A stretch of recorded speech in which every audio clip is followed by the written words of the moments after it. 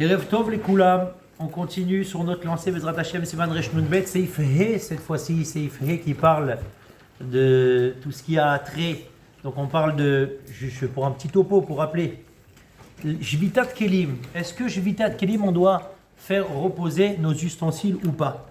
Donc là, on va parler justement cette fois-ci de l'activation d'appareils électroniques via des minuteries de Shabbat. Donc c'est quoi en fait le Yesod, tout le fondement de cette permission, de cette autorisation d'utiliser des appareils avec tout ce système informatique qui existe aujourd'hui? D'accord? Ça dépend de cette fameuse marquette Bet Shammai Bet Hillel. On va faire un petit topo, rappeler. Bet Shammai Bet Hillel, dans Masechet Shabbat Daf Yud Zayin Amud Bet, est-ce que on doit aussi faire reposer ces ustensiles, oui ou non? C'est ça toute la question dans la marquette Bet Shammai Bet Hillel. On sait que l'homme doit se reposer Shabbat. On sait également que l'animal de l'homme doit se reposer Shabbat. Mais on ne sait pas par rapport aux ustensiles. Bet Shammai, il vient et il prône de manière forte et claire de dire que on doit arrêter nos ustensiles pendant Shabbat. De la même manière qu'on doit s'arrêter de travailler pendant Shabbat, nos ustensiles, donc un travail que tu lances avant Shabbat, doit avoir le temps de se terminer avant l'entrée de Shabbat. Ça, c'est Bet Shammai. Bet Hillel, pas du tout.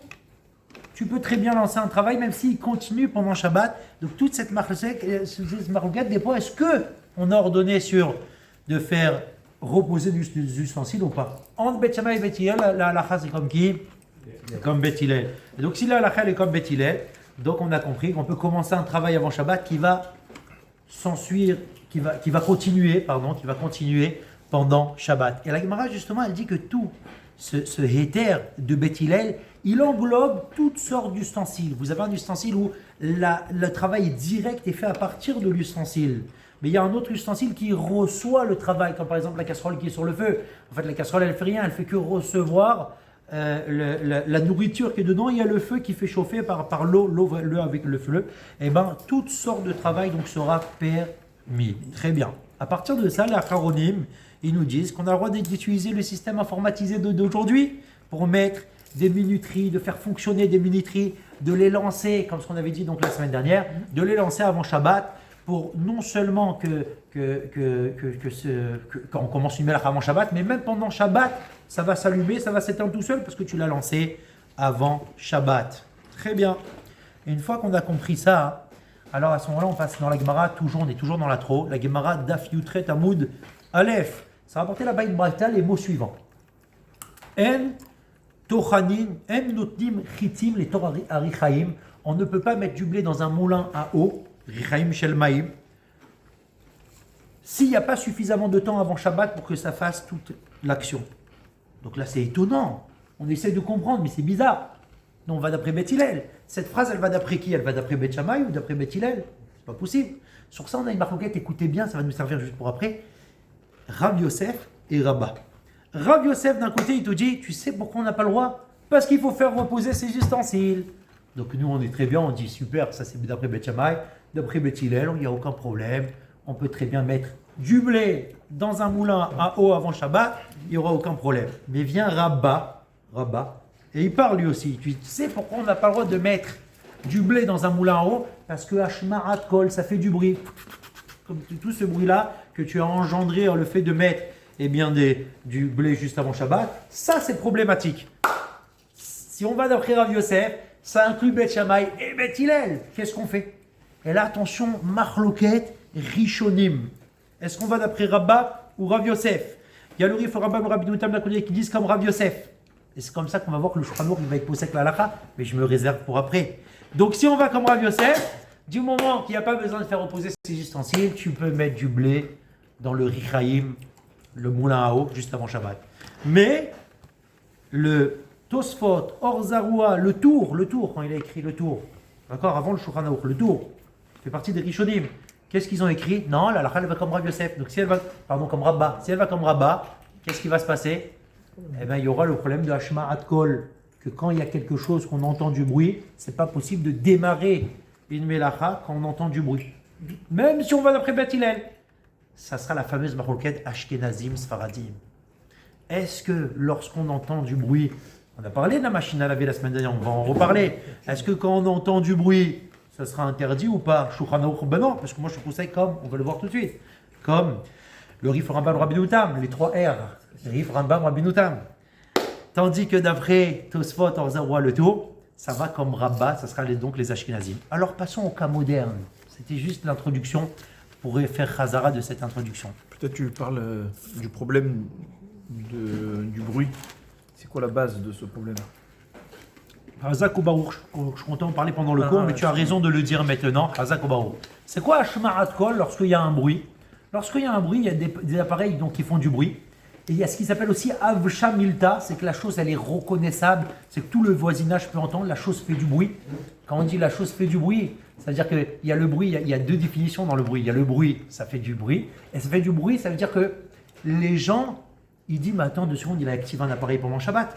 Donc on a 2 problèmes ici notamment, c'est Zilouta des Shabbat. Zilouta des Shabbat, ça veut dire que c'est un dénigrement pour le jour de Shabbat, il n'y a pas de non-respect de Shabbat.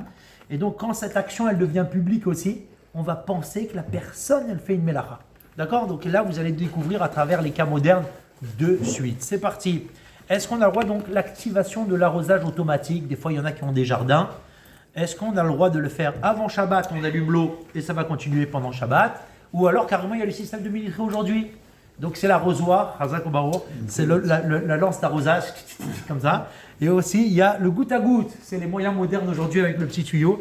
Ça fait donc le goutte à goutte. Alors c'est parti, le principe d'origine. Non, Mamterot, c'est quand ça Il a raison, on dit le mot mamterot. Mamterot vétif tefot. Mamterot c'est le lanceur d'arrosage. Ouais. Et Taftefot, Lance d'arrosage. Et tefot c'est le goutte à goutte, les moyens modernes d'aujourd'hui. Alors le principe de base, on écoute bien, le principe d'origine, c'est que Rachamim ont permis, du moment que je commençais avant Shabbat, tu ouvres la vanne d'eau, il n'y a pas de problème. L'eau, elle va s'écouler tout seul pendant Shabbat, elle va irriguer le champ, j'ai pas de problème. C'est le Shulchan Aruch dans Siman Resh Nun Bet devant nous. Seif He. Très bien. L'application moderne à ce cas-là, c'est que les poskim, les décisionnaires ont statué grâce à ça, qu'on pourra même carrément l'ouvrir avant Shabbat, toute cette avec minuterie, avec tout ce système d'arrosage, d'accord? C'est pas stam le tuyau avec l'eau qui passe, c'est tout un système d'arrosage qu'on pourra ouvrir avant Shabbat sans aucun problème, et même si on entend du bruit. Même si on entend du bruit, ça veut dire que là on est en train d'entendre du bruit, donc on peut utiliser la minuterie, etc. C'est quoi la nuance par rapport à ça? Parce qu'on a parlé du bruit, il y a beaucoup de poskim qui disent, mais si c'est un bruit qui est fort, ce bruit qui est fort, finalement, il y a un problème de zilouta des Shabbats, ce qu'on a dit tout à l'heure, c'est un dénigrement de Shabbat. À Shamilta, les gens, ils disent, mais attends, il est en train de faire une melacha pendant Shabbat, il a allumé l'arrosoir pendant Shabbat. Par contre, juste cette phrase, si il y a un risque de perte financière, alors à ce moment-là, les plantes, ils risquent de mourir. Là, donc, ça sera permis, même d'après ceux qui sont mahmir, d'après ceux qui vont d'après le Rambam, eh bien, ils vont permettre ce cas-là. Alors, que faire en cas d'inondation pendant Shabbat? C'est-à-dire que tu as lancé le robinet sur minuterie, tout ça, il n'y a pas de problème. Et il y a la flotte, un orage, mais incroyable. C'est-à-dire c'est en train d'inonder tes plantes. Tu as tout intérêt à éteindre ça, parce que sinon ça va inonder pendant Shabbat. Est-ce que c'est permis de fermer le robinet pour couper l'eau? Bien sûr. Bien sûr. Il n'y aura aucun problème. Alors, si on va d'après le principe général qu'on a dit tout à l'heure, bien entendu, on peut fermer le robinet. Mais attention, il y a un problème technique. Attention, il y a un problème technique. Souvent, c'est plusieurs vannes qui vont emmener dans plein d'endroits différents. Et donc, quand tu vas fermer le petit loquet de l'endroit où tu veux pas que ça inonde, ça va envoyer une pression. Ça va augmenter la pression, exactement. Et ça va provoquer de manière directe que toi-même, tu es en train d'envoyer de l'eau pendant Shabbat. Et c'est un problème de Zoréa. Alors c'est la raison pour laquelle je te dis, il vaut mieux fermer le robinet central. Mais attention, écoutez bien, il y a beaucoup d'acharonim qui te disent que pas du tout. Mais si tu peux très bien fermer même le petit loquet. Tu sais pourquoi? L'argument, c'est quoi l'argument? L'argument, c'est que c'est pas de la terre sèche. Elle a déjà été inondée, elle a déjà été abreuvée. Et tout au plus, ça sera un issour des rabanan. Or, on sait que psigréché de l'onichaleb des rabanan, c'est moutard. J'explique. Psigréché, c'est quelque chose qui vient de manière inévitable. Delo Nichale, c'est quelque chose qui vient que tu ne voulais pas qu'il y a cette action qui arrive. Un psigréché Delo Nichale dans un dérabanan, comme, ça va mieux vous parler, quand on passe dans l'immeuble et la lumière elle s'allume, c'est un LED, c'est un dérabanan, un LED, et la personne est passée dans l'immeuble, la lumière elle s'est allumée, en sachant qu'il y a une lumière extérieure qui éclaire, donc j'ai rien d'intérêt avec cette lumière, moutard de passer. Ça s'appelle psigréché, quelque chose qui vient de manière inévitable. Des lots d'Ichalé, que j'en ai aucune, j'en tire pas profit de ça, je suis pas intéressé à ce que ça s'allume maintenant. Pourquoi? Parce que j'ai déjà la lumière qui vient de l'extérieur ou une lumière tamisée. C'est moutard. Donc tu peux même fermer le petit robinet, tu n'as pas besoin de fermer le robinet central. Les appareils qui font un bruit fort pendant Shabbat, donc maintenant j'arrive à Ashkenazim Sfaradim, c'est parti. Darat HaShulchan Arour d'après les Sfaradim, divergence fondamentale entre les Ashkenazim et les Sfaradim, parce que d'après le Shulchan Arour, ça sera moutard, sans aucun problème. Donc d'après lui, il n'y a pas de problème de Zouta des Shabbat, que les personnes vont penser que, il n'y a pas de problème. D'après les Ashkenazim, c'est Assour les Khatrila. Mais attention, lui-même il dit cependant, quand il y a Ifsed Meroubé, une perte financière dans Mishabra, c'est le de même tête, alors on pourra utiliser là. Et là on arrive à votre question. Le groupe électrogène qui s'appelle donc le générateur, comment pouvez-vous le permettre? Alors je précise bien en Israël, parce qu'en France, vous avez peut-être raison, mais en Israël, tout le monde sait que quand il lance ça, il le lance vendredi avant Shabbat. Personne ne va croire qu'il l'a lancé pendant Shabbat. Et par rapport à Zilouta des Shabbat, le fait d'entendre, ça il va te dire, mais je suis en train de respecter le Shabbat le plus possible pour ne pas arriver à utiliser l'électricité. Donc il te rapporte le Chazon Ish. C'est une action connue. Mais tu as raison que le Shevet Alevi, écoutez bien, il dit que si ton générateur fait trop de bruit, tu ne peux pas l'utiliser. Donc il y a oui un avis comme ça, mais le Chazon Ish, bien entendu, il dit qu'en Israël, il n'y a pas de problème. Machine à laver, sèche-linge, lave-vaisselle, le lave-vaisselle avec une minuterie. T'imagines, tu mets une minuterie comme ça, tu vas pouvoir entrer tes assiettes. Le lendemain, hop, tu récupères les affaires. Est-ce que c'est moutard ou c'est assour? Eh bien, d'après donc, les Sfaradim, si on va d'après le Psak Maran à Shulchan Arour, il n'y a aucun problème. Je commence par la machine à laver, doucement. On va aller doucement. Je commence par la machine à laver. D'accord, on va dire comme ça. Il n'y a aucun problème normalement de lancer une melacha avant. D'accord. C'est vrai que l'Orletzion n'est pas d'accord avec ça. C'est que s'il y a un tzorer, comme les Chayalim, on avait dit des soldats qui rentrent Erev Shabbat, qu'ils n'ont pas la possibilité. Le Rama lui-même, il dit que c'est interdit. Sauf que lui-même, le Rama, encore une fois, comme ce qu'on a dit avec le Mishnah Berurah tout à l'heure, lorsque la personne elle a son avion, il doit aller à Marignane samedi soir. On est en hiver, il doit prendre son avion pour aller en Israël samedi soir. Et il n'a pas d'habit. Ça veut dire qu'il est vraiment en galère. Il te dit la chose suivante, Mouchar la tzet tedarko miyad betzet Shabbat. L'eau explique la Chabès qu'on n'a pas eu le temps de le faire avant. Yeshla Akal Badavar, on peut très bien s'appuyer sur ceux qui permettent. Les nuances modernes qu'on va citer ici, c'est ces fameuses machines qui sont ultra silencieuses. Aujourd'hui, avec la technologie moderne, il te dit c'est ultra silencieux. Donc même d'après un Ashkenaz, ça serait permis, apparemment. Beaucoup disent que ce serait permis d'avoir déjà. Seulement, la crainte est de trébucher, de faire une mélacha si tu commences à permettre. Donc, tant qu'il n'y a pas une réelle charatatra, comme ce qu'on a dit, que tu as une extrême urgence, tu ne pourras pas l'utiliser d'après donc les Sfaradim. Alors, si c'est comme ça, comment ça se fait que ton frigo il peut marcher pendant Shabbat? Comment ça se fait que la clim, tout le monde met la minuterie pendant Shabbat? Et là, pour allumer la lumière, ça veut dire que d'après ces avis-là, d'après par exemple le Rama, pourquoi tu t'abstiens pas de faire ça? Alors en fait la réponse est de savoir que le Rama lui-même, il dit des mots exceptionnels. Il dit à partir du moment où à Kol Yodaim, tout le monde sait chez Darkam Lamidan Me'etmol. C'est un travail connu. Voilà, c'est quelque chose que tout le monde sait que c'est fait et c'est pour le kavod de Shabbat, il n'y aura pas un zilzoul de Shabbat. Et là on arrive à des cas encore plus modernes, c'est le fameux robot qui se déplace dans la maison et qui fait l'aspirateur robot et qui lave en même temps le sol. C'est incroyable, aujourd'hui ils font plus rien. Hop, tac, de 2h à 3h du matin, le robot, zzz, il passe dans toute la maison. Tu l'achètes à ta femme, ça. La même chose par rapport au lave-vaisselle, en fait, c'était pas maintenant que je voulais parler, la machine à laver, j'ai parlé tout à l'heure, c'est le lave-vaisselle, écoutez bien sur le lave-vaisselle. Et après, on va dire ce qu'est la différence avec climatisation et lumière. La majorité des décisionnaires interdisent d'utiliser le lave-vaisselle, même s'il a été mis par minuterie avant Shabbat. Pourquoi? Écoutez bien. Il ne faut pas du tout se montrer indulgent par rapport à ça. Attention, parce que ça sera un vrai Zilouta des Shabbat. Alors écoutez bien, c'est quoi Zilouta des Shabbat? C'est qu'en fait, finalement, l'esprit, l'ambiance de Shabbat, tu es en train d'abîmer. C'est-à-dire que quand on te permet d'utiliser la minuterie de Shabbat, c'est par rapport aux choses qui sont habituelles, qui sont mes koubal, comment on dit, mes koubalim, c'est-à-dire que les gens, tout le monde est d'accord, qui est connu de faire, exactement. Sinon, le Shabbat il devient chol, tu vas commencer à faire tourner des usines, etc. Maintenant, attention, et là on arrive à ce qui, ça va toucher à ce que tu as dit. C'est le piège dans la pratique, de la porte. Il faut savoir quelque chose. c'est que pour que la machine à laver, elle s'enclenche, il faut faire la porte. Donc il y a une action que tu as faite. Une fois que tu as mis les trucs, même si la minuterie, mais imagine-toi, tu laisses ouvert, est-ce que ça va s'enclencher? Ça va pas s'enclencher. Donc le fait de pousser la porte, c'est toi, donc tu as fait une action.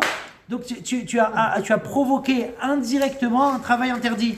Donc c'est un problème technique. L'action physique de la fermeture de la porte, c'est ça qui va déclencher la machine. Ah, tu vas me dire, mais il y a des sortes de modèles de machines à lave-vaisselle où même si tu laisses entrouvert la porte, ça envoie le truc. Sauf que ça risque d'éclabousser. Donc finalement, c'est pas la fermeture de la porte qui a déclenché. Et bien même sur ça, il y a un problème. C'est pourquoi, comment veux-tu que ça atteigne une température de Yad Solé d'Edbo si tu ne fermes pas complètement la porte? Donc le fait de fermer la porte, tu as actionné quelque chose, c'est la raison pour laquelle, comme ce que tu as dit, tu as raison, la majorité des décisionnaires interdisent l'aspirateur robot.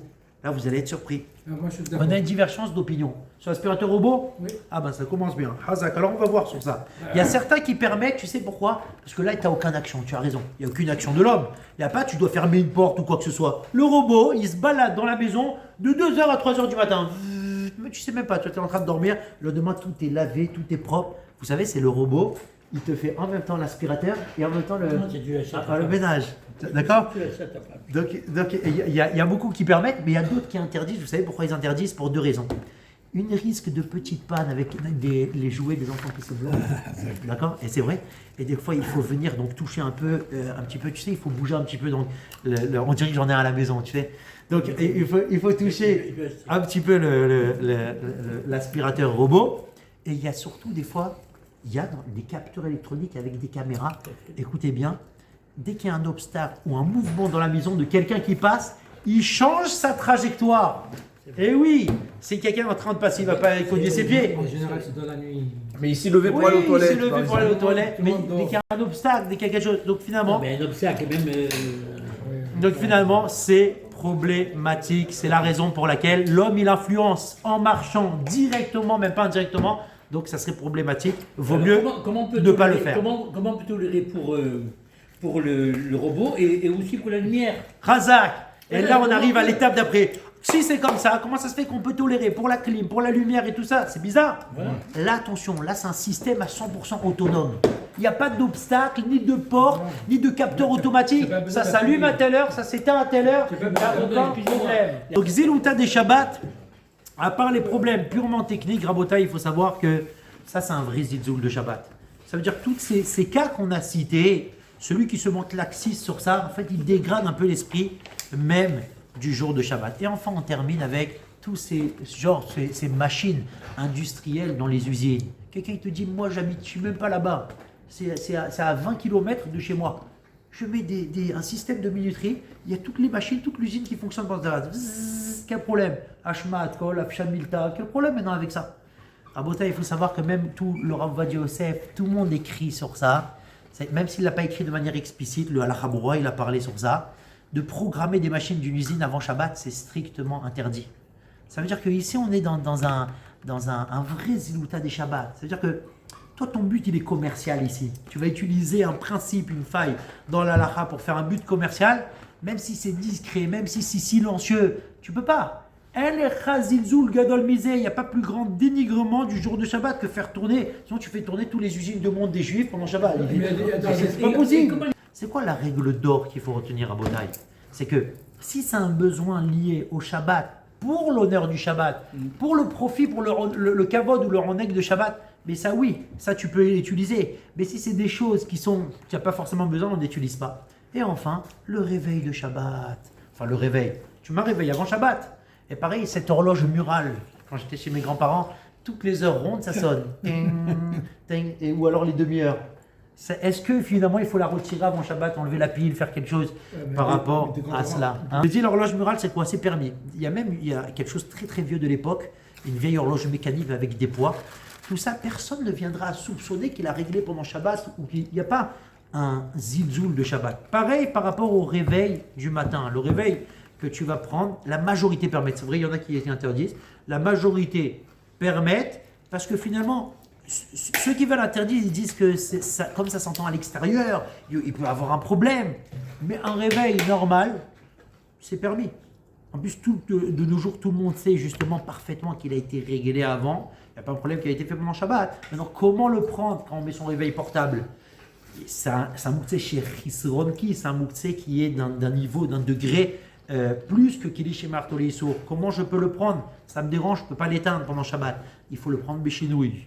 Béchinouille, avec le Ravoufir Malkaï dit avec les deux, l'arrière de la main comme ça. Il y a beaucoup qui disent avec quelque chose d'autre. On le fait tomber dans du linge, dans le panier à linge. On peut voilà, l'étouffer et le déplacer là-bas à l'extérieur. Pourquoi? Parce qu'on ne peut pas le toucher avec la main Beruchim Tiyou.